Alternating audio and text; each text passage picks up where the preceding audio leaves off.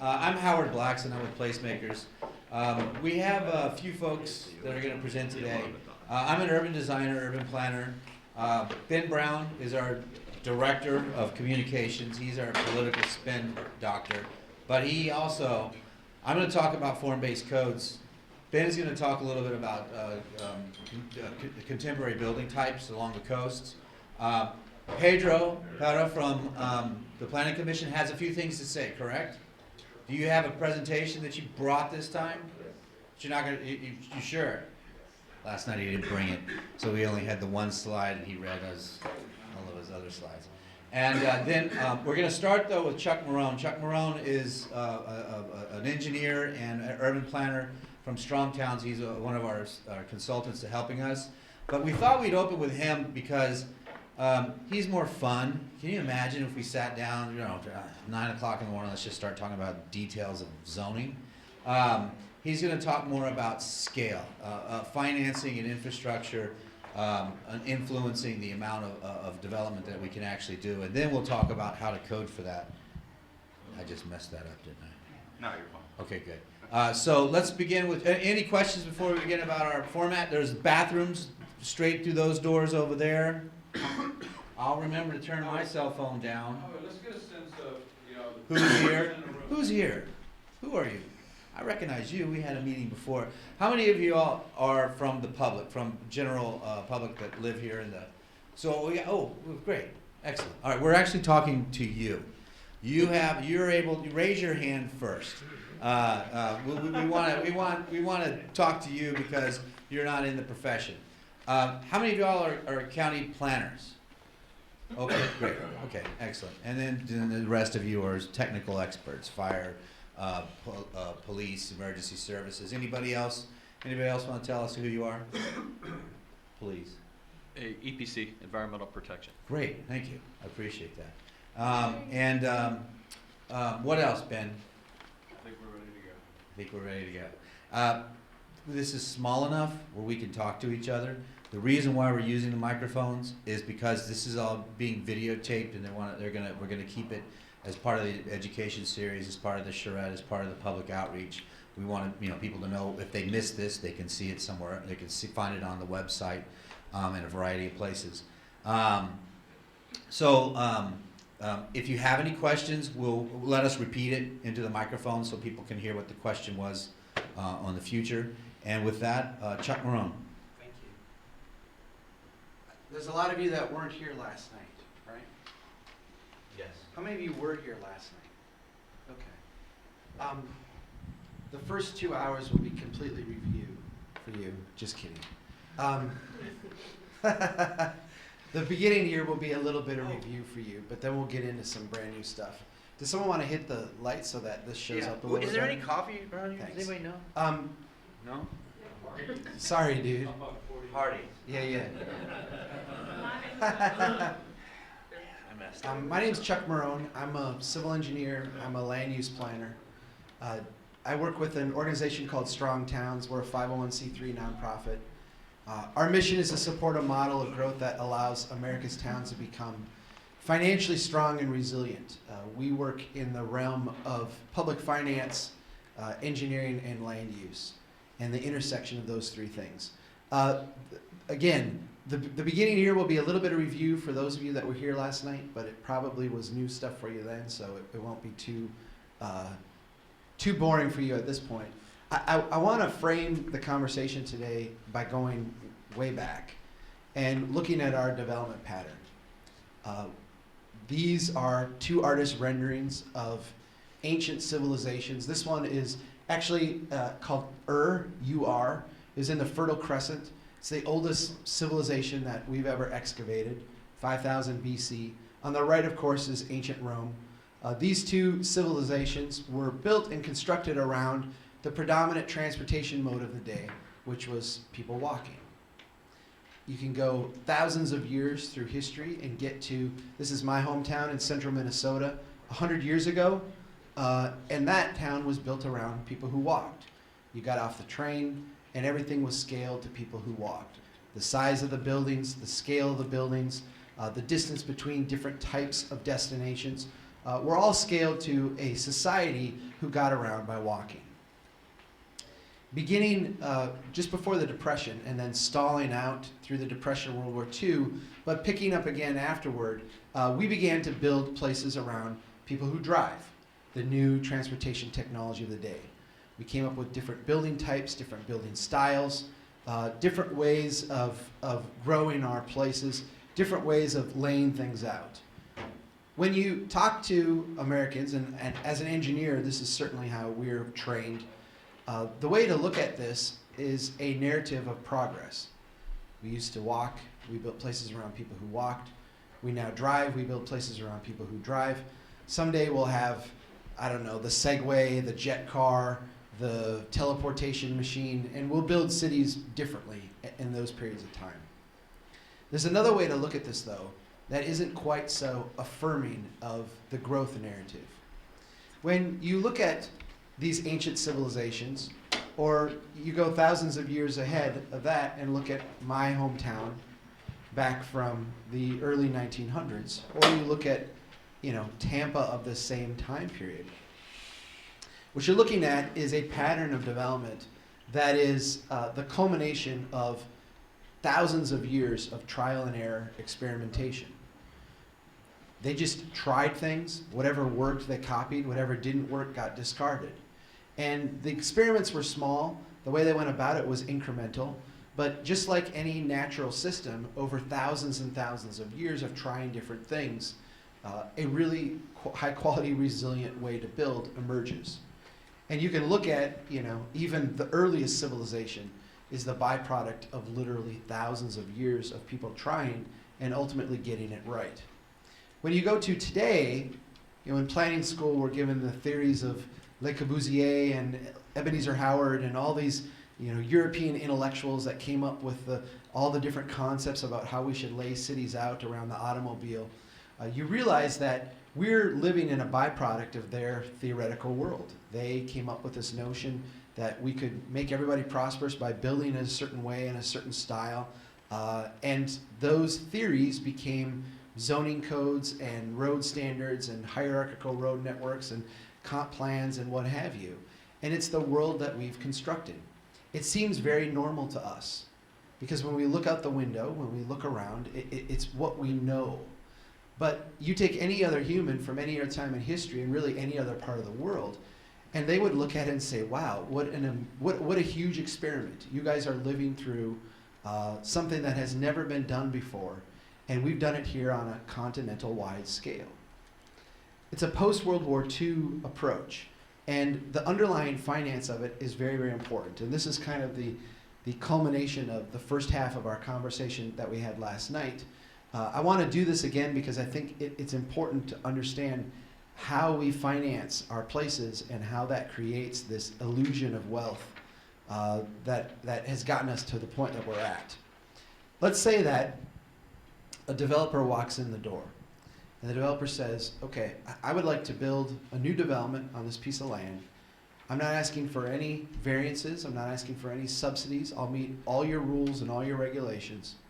The only thing I'm asking is that when I get to the end of the process, I'll build the roads and the streets and the sewer and the water and the sidewalks and the valves and the pumps and the manholes and everything that's required.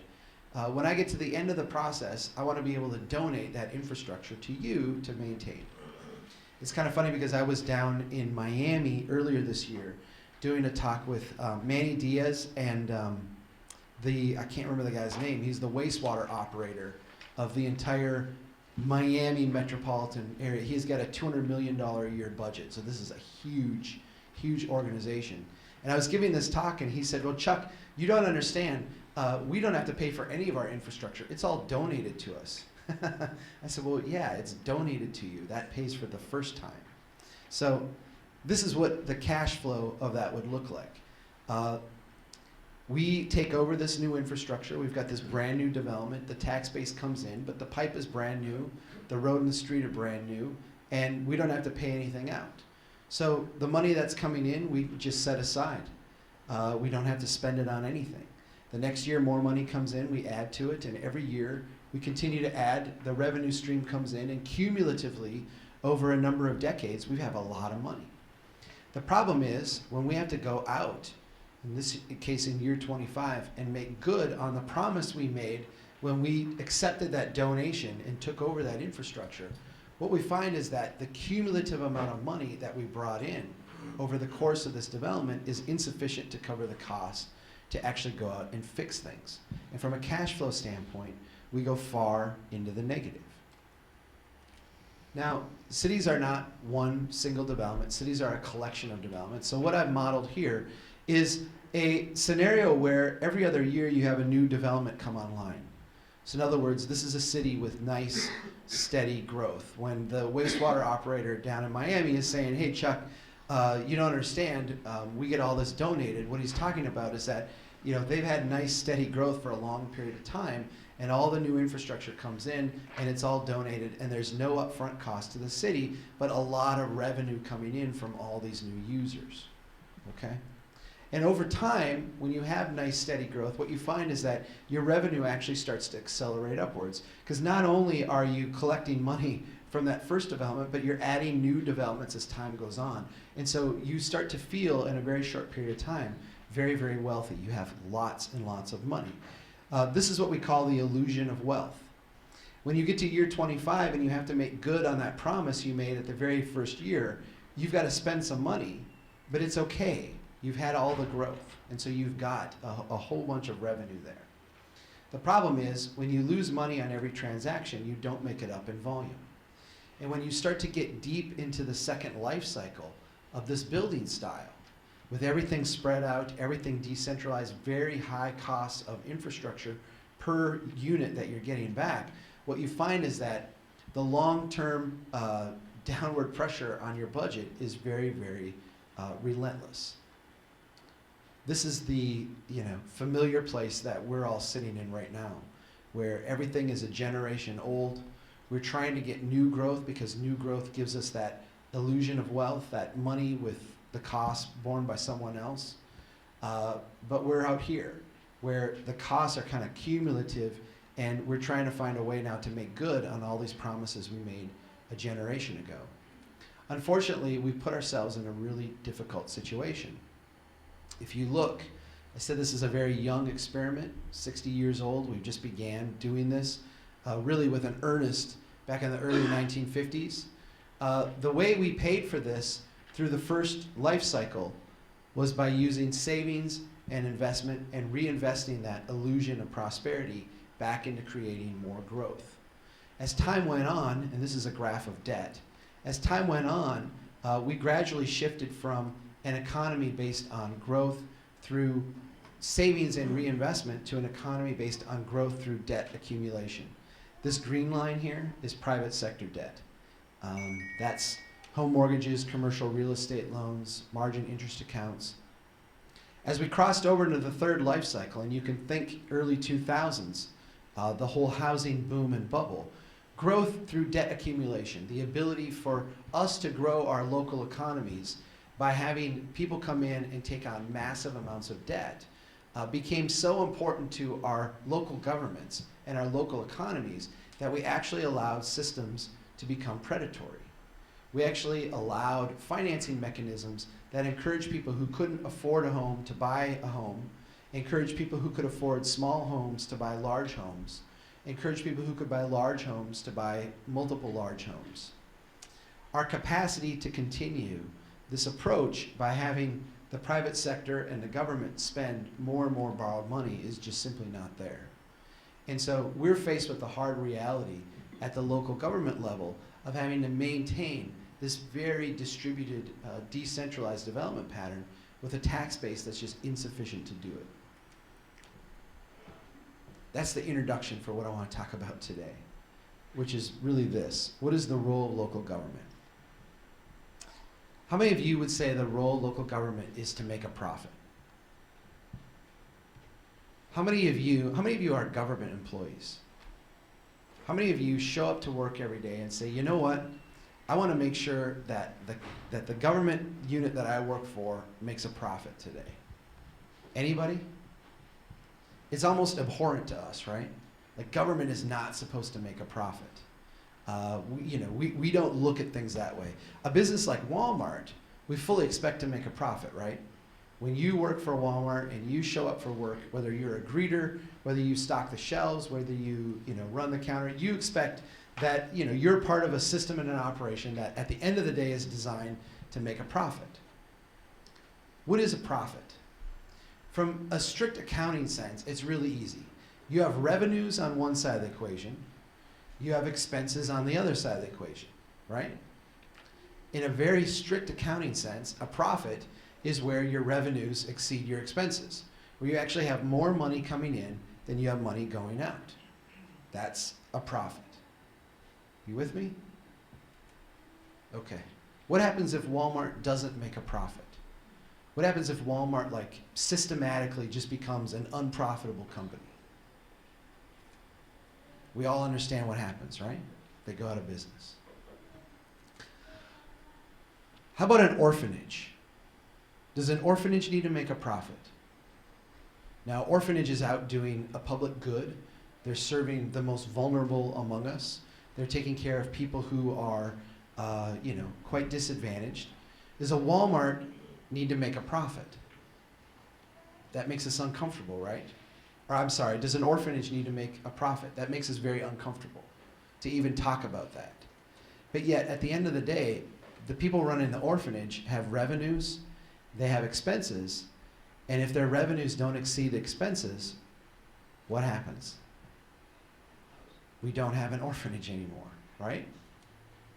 So the orphanage, from an accounting standpoint, when an accountant looks at the books of the orphanage, the accountant is saying, you need to ultimately make a profit. You at least need to make a penny of profit, because if you are not bringing in more revenue than you have money going out the door, you're not going to be around very long. So let's get back to this conversation. How many of you realize that your government needs to make what an accountant would call a profit? We have revenues at government level. We have expenses at the government level. Our revenues have to exceed our expenses. We have to make what is called a profit, right? And if we don't make a profit, what happens? Well, we have all these things that we have to do. These are photos of Detroit. If we don't make a profit, if we, at the end of the day, run huge deficits and are unable to do our jobs, our neighborhoods start to fall apart. Things start to not work. We don't have police that can't respond. We have firefighters that are poorly outfitted. We have all kinds of problems if we're not vigilant about our bottom line. Real people get hurt and real people suffer when governments don't run a profit. So, local governments must have sufficient revenues to cover their expenses. Is there anybody not with me at this point? Are we all in agreement? This idea that government should run a profit now is a little abhorrent to us, but we realize that we're not talking about maximizing profit. We're not talking about how do we squeeze the most tax revenue we can out of people. But what we're talking about is thinking strategically about where we're at so that we have enough revenue to meet all of our obligations over a long period of time. Local governments must have sufficient revenues to cover expenses. Let's talk about investment. Because when we're talking about growth and development, we're going to talk about form-based codes and different approaches to development today. We're really talking about our investments in our community, investments in our holdings, investment in our balance sheet, investments in our tax base. And so there's some lessons we can take from the accounting profession. Why does a business invest? And I put this one in here because it's kind of easy to understand. You've got a bulldozer. You take a construction company. Why would they ever go out and buy a bulldozer? Huge investment. Well, they would do that because they think they can use that bulldozer to make a profit. They can use that bulldozer to make money. So let's run the numbers on a bulldozer. You've got the cost, $200,000 a year. It can be operated for 2,500 hours for 5 years. That means that you need to charge $16 an hour for that bulldozer, right? How many construction companies will charge $16 an hour to run a bulldozer? None. Why? Well, not only do they want to make a profit, but they have other expenses. Not only do they have the cost of the dozer, but they have the salary of the operator, they've got fuel, they've got insurance, they've got repairs, they've got overhead costs, and they've got profit. Actually, why would we bother to buy this dozer if we were just going to break even? It's an investment. We expect to get something back. We expect to make the rest of the business better off, all the shareholders and all the owners of this business better off because of this investment in a dozer. If we weren't going to do that, why would we bother, right? So they'll charge $150 an hour because that includes all of those costs. Any business would only buy the dozer if they could charge at least $150 an hour. Otherwise, it's a bad investment, right? Everybody still with me? This makes sense, right? Why do local governments invest in infrastructure? Whether it's to build a road, to build a bridge, to extend the sewer, to build a new treatment facility, build a new water tower. Why do we take over infrastructure that has been built by others, accept that donation and accept the long-term responsibility of maintaining it? Why do we do this, right? To grow and support the tax base. Now, do we do that just because we're generous people, because we think the tax base is great and we want as big a tax base as we can for the sake of having a big tax base? No, right? We do it because we have things that we do as a government, as a community that are important.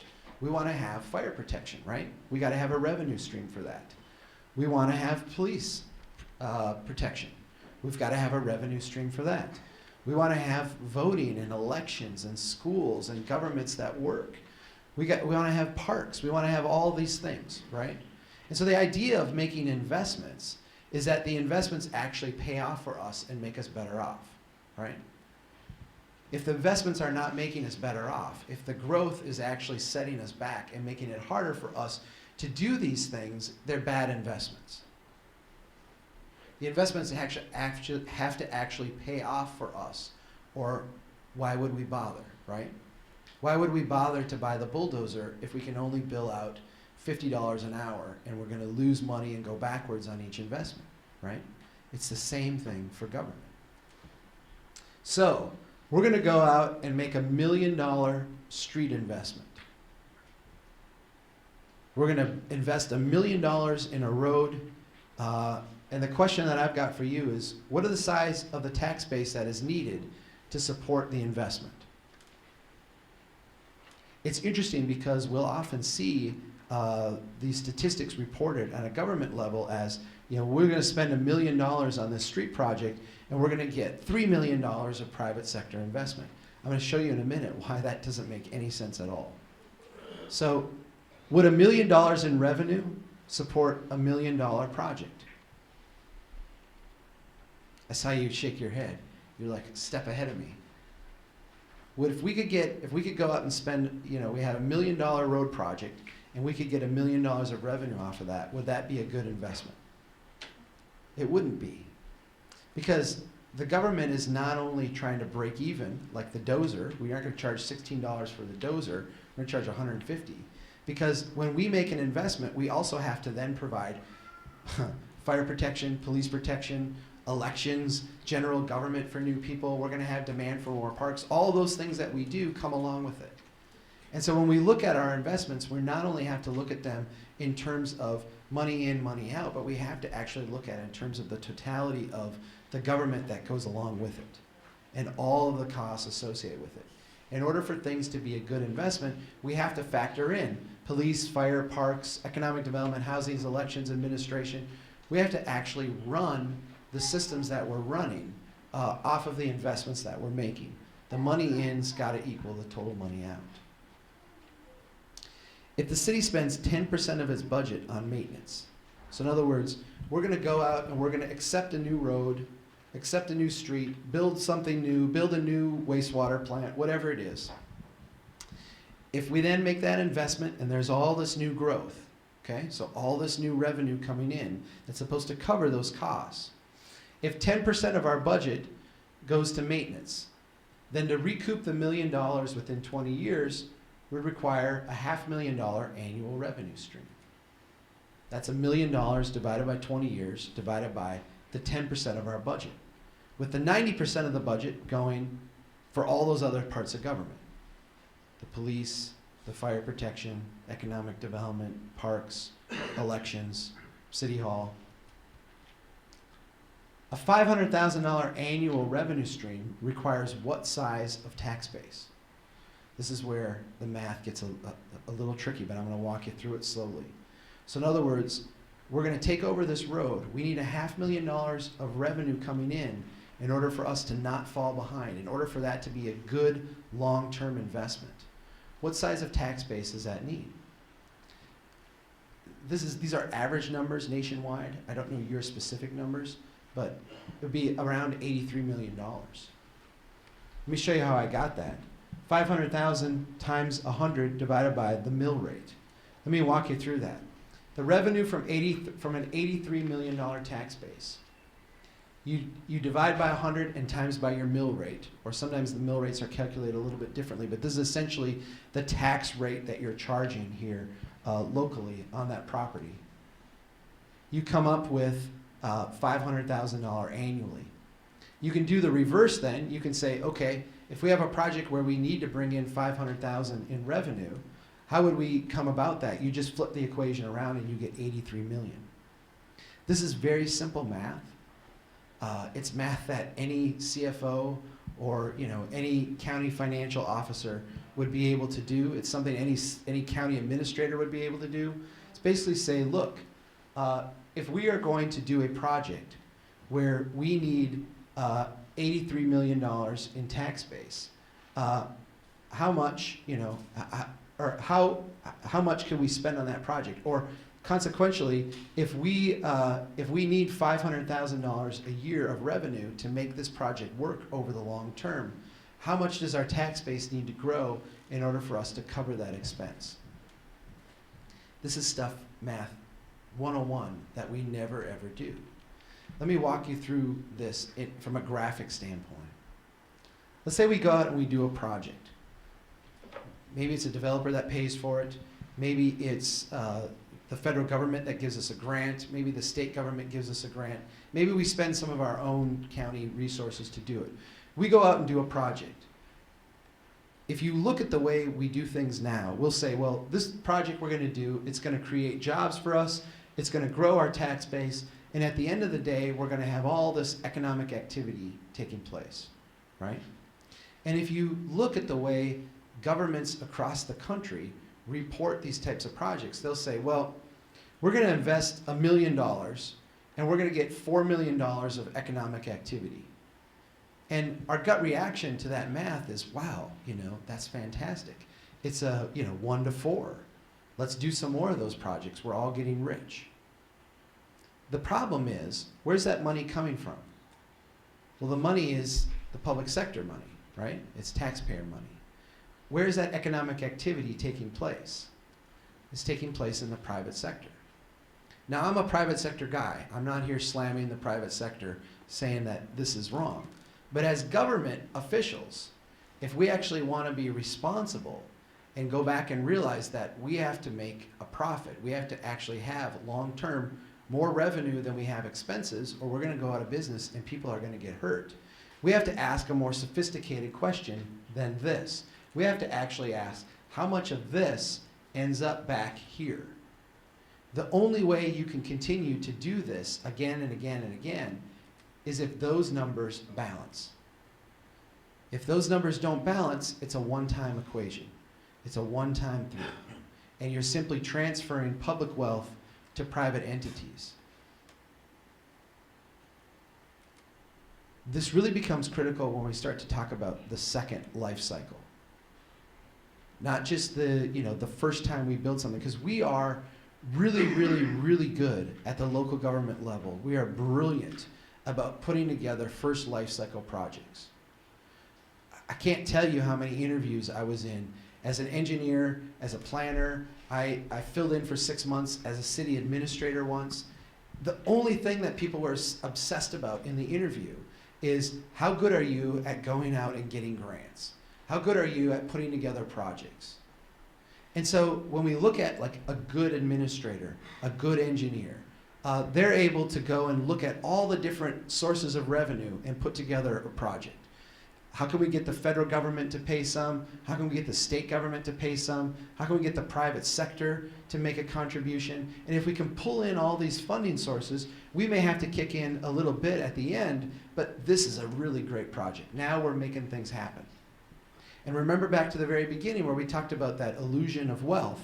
When the costs of doing a project are covered by other people, covered by the federal and the state government, the private sector, as a local government, we're just making money, right? Our profit loss looks really good because we had very low expenses and very high revenue. Our expense comes in where? In the second life cycle, when we actually have to start to fix stuff on the tax base that we have. When you get to the second life cycle, does the federal government want to come in and help you fill those potholes and fix that road? Does the state come in and say, we'll help you patch that 30 feet of sidewalk that's now falling apart? Does the private sector come and say, I realize that pipe settled out and we got to dig it up and repair it. We're willing to, pitch in for that? No. They're saying we're already paying our taxes. We paid for this once. So when you get to the second life cycle, who's left? Mayor Quimby, basically us, right? This is the, this is the math that is coming back to bite us today that we have to have a deeper conversation about when we're doing these public projects and taking on these liabilities. Because we don't just have to fund the first life cycle, we have to fund the second. And if we're not creating enough wealth and enough tax base, if we're not, creating the $150 for the bulldozer per hour, when we get to that second life cycle and we have to replace it, unlike the construction company that can just say, you know what, that was a bad investment, we're going to let that bulldozer go. We actually have to, fix that street. We have to provide that police protection and that fire protection. And when we don't, what happens? People suffer. People suffer badly. And so when we ignore the second life cycle, we're really ignoring our responsibility. Let's talk about speculative development, because we're in this mode right now at the local government level where we want growth so bad that we're willing to go out and do all kinds of speculative kind of things to get it. We're basically comfortable now at the local government level being gamblers, whether it's giving big tax subsidies or trying to attract, the big splashy sports facility or whatever it is. Let's talk about just a simple speculative development. We're going to spend $1 million on a street and utility extension. Okay? The first life cycle, we get a grant of $500,000 and the developer pays $500,000. What's our cost as a local government? Nothing, right? If we're in office those first few years, 5 years, 10 years after this project, we look like geniuses, right? We were able to leverage all of this, the developer paid half, we're just making money. Everybody feels rich, everybody feels wealthy. Let's go build that new performing arts center, right? We got all kinds of cash. When we get to the second life cycle, the taxpayers pay $1 million to fix it in present dollars, right? Where's that money come from? It's going to come from one of two. It's going to come from the existing tax base and the existing revenue stream, which if this project didn't create enough of, it means everyone else's taxes are going to go up to pay for that the second time through. Or we're going to be able to try to create another new project that will have very low cost for us, but all this revenue that we can then basically skim the money off of and use to do this. Or when we get out far enough, what happens? We just can no longer maintain this stuff. And you look at cities like Detroit, which is full of great people and full of people that you have to feel a lot of compassion for. But here's a city where literally they're sending firefighters out without equipment. When you call the police, they don't respond for hours. And it's not because they don't care, it's because they don't have the capacity. When you have a street fall apart, there's literally no budget to fix it. So we have a responsibility here. how do we improve our return on investment? And this is kind of the critical question. And I think this kind of leads into the whole conversation we're going to have today about the development style and the pattern and the way we code and the way we build. How do we improve our return on investment? What are some strategies? Well, the first one is like the simplest one. It's the easiest one to understand. We just increase our mill rate. We increase taxes, right? That's a real popular one always, isn't it? You know? We hear this all the time that, well, you're not paying enough taxes, you're not paying enough taxes. We're really not at the end of the day compared to the lifestyle that we live and the services that we expect to have. The problem is that the tax rate that we are paying, particularly when it comes to our homes, was a big part of the conversation that came when we actually selected our home. If the full price of that had been part of the sticker price of your house would actually cost way, way less. You wouldn't have been able to pay as much. And either your house would cost less or you would have bought a different, cheaper home. So this becomes an easy thing to say and a far more difficult thing to do because we're all, you know, it's very difficult to go to a place where the roads are in decline, the services are being cut, and say, you know what, we need to increase your taxes just to keep what you have today. Not to make things better, not to invest in new things, not to add new services, but we need to increase your taxes just to tread water. That's a difficult conversation that all of our local governments are having right now. We can do the popular thing, which is increase the tax base. And a lot of times that means let's go out and find that free money or find that developer that will come in and build the big project that will give us that immediate illusion of wealth that makes us feel wealthy again. Forget the next generation. They can figure out how to pay to fix this stuff. That fixes our problem today, right? And so a lot of times at the local government level, we become very obsessed with new growth because new growth gives that quick illusion of wealth. It solves our problem today, but it makes the problem a generation from now that much more difficult. This has kind of been the default for the last generation of how we solve this problem. We can decrease the public's ongoing investment. This is a really fun one to talk about too. Because what we're really talking about here is taking your paved road and making it a gravel road. And things like that. Now, I don't know how many of you are open to the idea that if we come to you and say, you know what, you're really not paying enough taxes.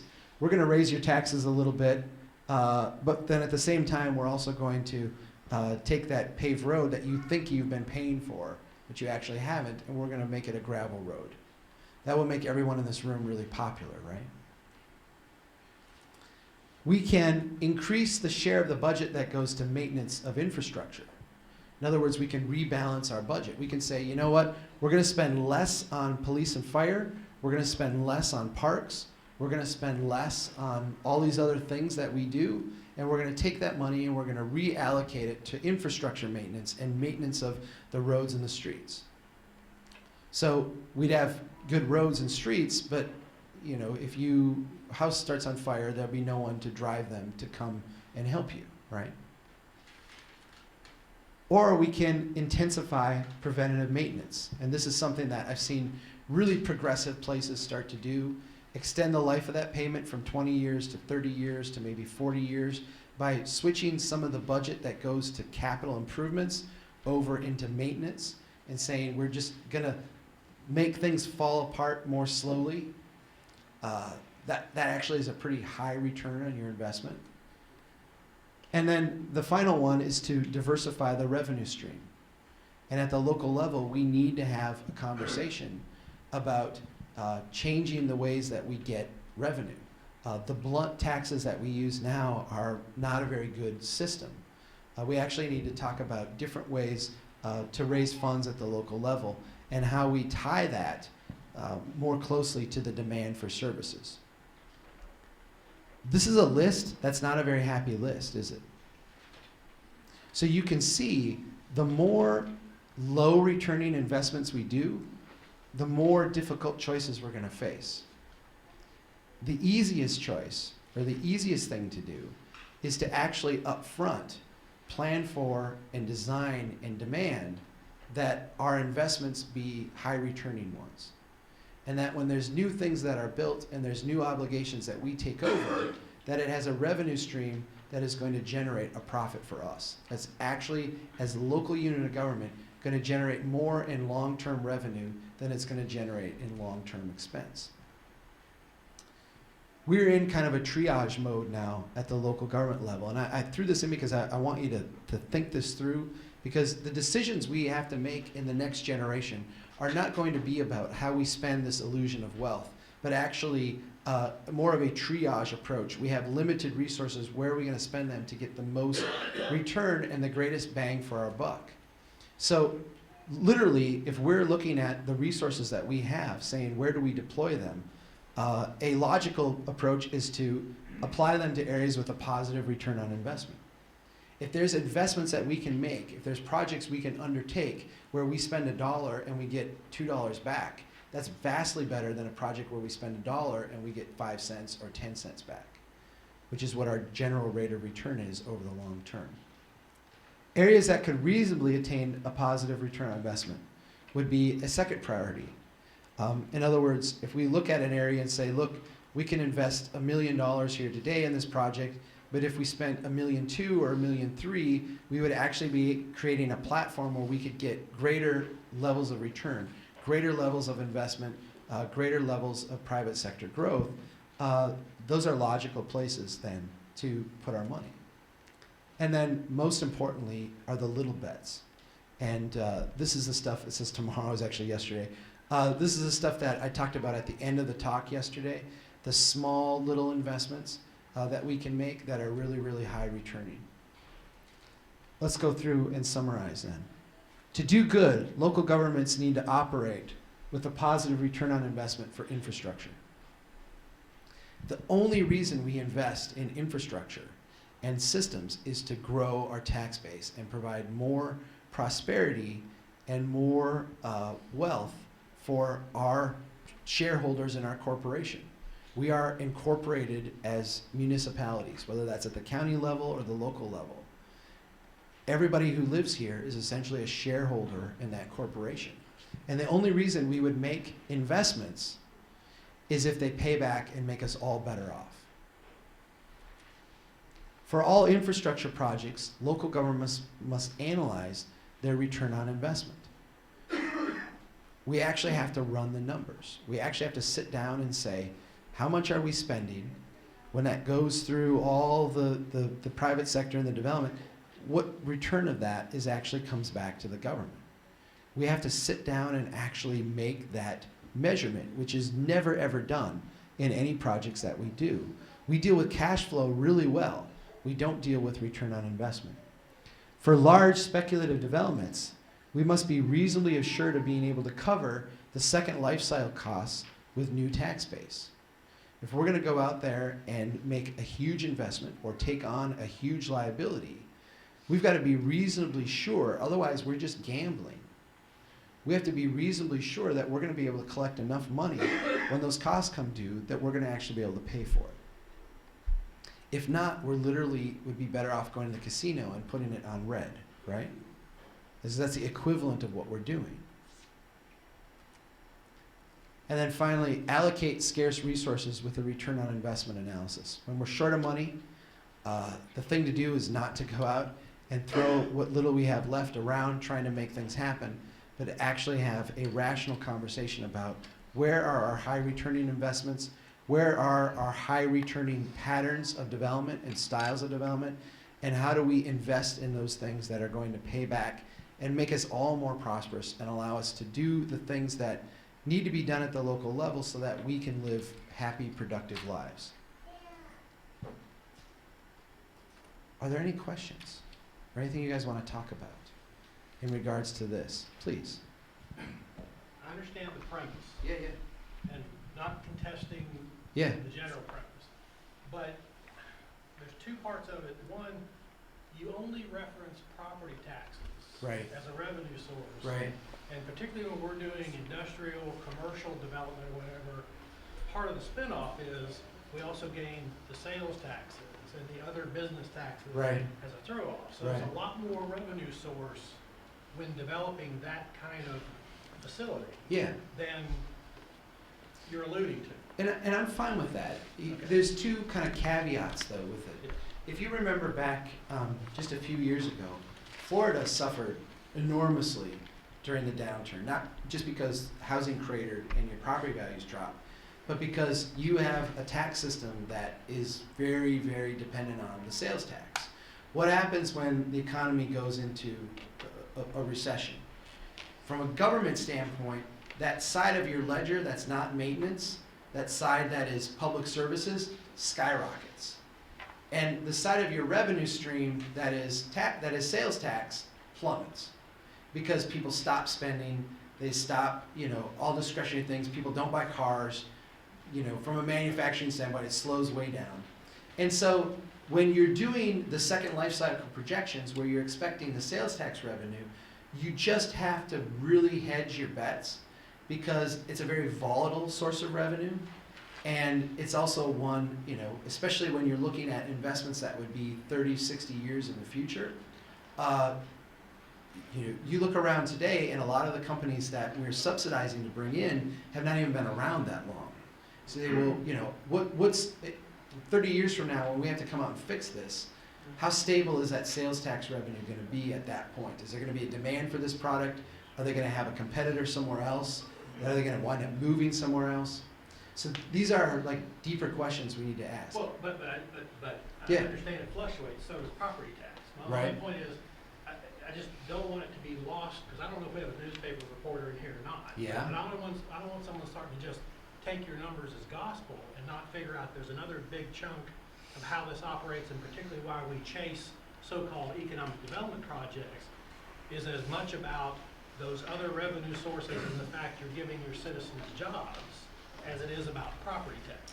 And so that's one question or Sure. concern about the presentation. The second part was, it almost comes across as if, so what you need to do is make all your money off new development to pay for all the other social services, because you want a profit for the government or return on investment or whatever. And in Florida, that's going to be a little difficult, because we aren't allowed to charge whatever you can get against new development, just because you want to be able to make sure you can pay for all the other services. Those are services that are of general Right. public and whatever, and so. We're not connecting on both of the points that you've made. So let me go back to the first one. We're out there trying to attract these businesses, not only because there's property tax associated with them, but because they also have sales tax and provide jobs for people. Okay. And service, a Right. population requires services.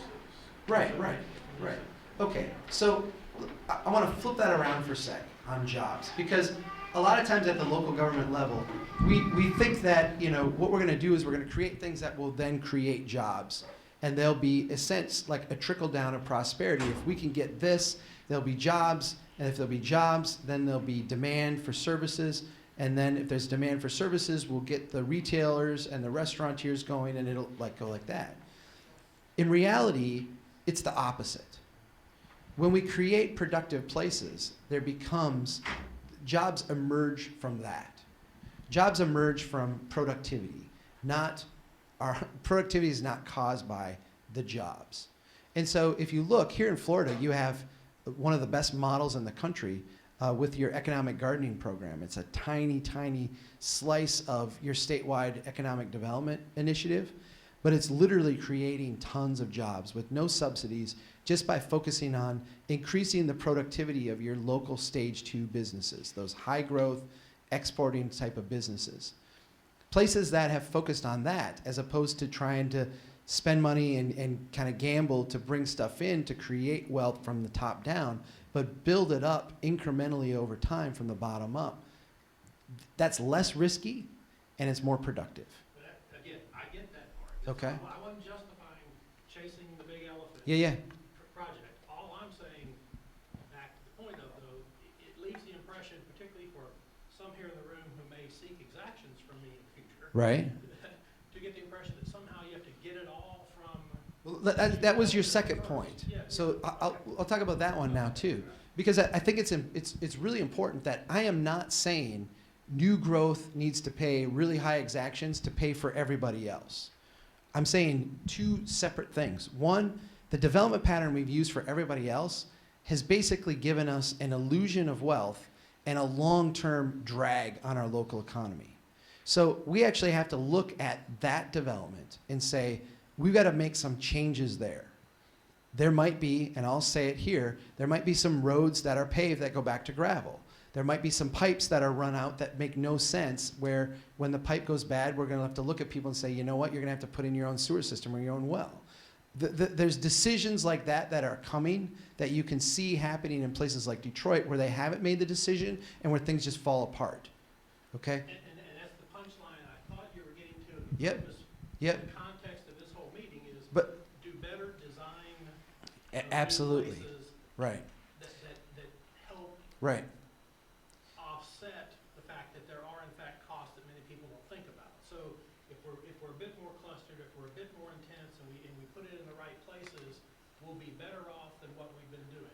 That's the general. Well, the other side of that equation is that if you're going to take on a new development, you better make sure it's financially sound, because you already have this huge drag on your local economy from everything you've done the last 60 years. Stop doing that and make sure that what you bring in now is actually going to be cash flow positive for you over the long run. So yeah, understand, it's not necessarily about intensity.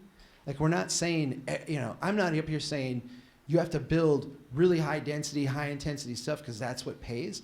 Actually, the highest returning properties you're ever going to find in this country is the farm out in the middle of nowhere on the tire path through the woods. It has very low services, very low cost of operation, and comparatively speaking, a really high revenue stream for the local government. I find it, often sometimes I'll go, like I was in the Piedmont a little while back. And they were complaining about the government land. Oh, the government owns all this land. Well, it's very true, but yet what's the cost to the local government of servicing and maintaining that? Zero. And it provides a massive reflection of wealth throughout the whole community because people visit the area to use that. All the properties along it and near it are very low cost to the city, but they generate a bunch of revenue. So I want to just caution that it's not about cramming more people in and building more dense and building more expensive. It's about balancing the long-term obligations we take on with the long-term tax base and revenue stream we create. Does that make sense? That premise I got Yeah. all along.